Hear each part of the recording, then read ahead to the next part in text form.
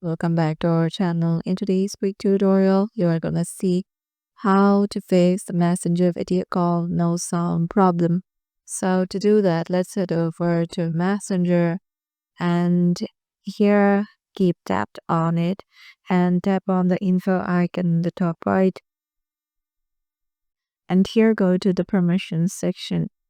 So check if your microphone access is allowed. So here, as you can see, my microphone access is allowed. If it is not allowed, you can see it not allowed section and you have to tap on it and just change it to allow and it will be allowed. It will be in the allowed section. And the second thing you can try is turning on your device's volume and your on-call volume and etc.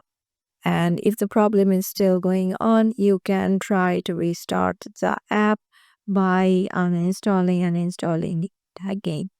So yeah, this is how you can solve this problem. Hope this video will help you out. Let us know in the comment section how it worked for you, and we'll see you in the next video.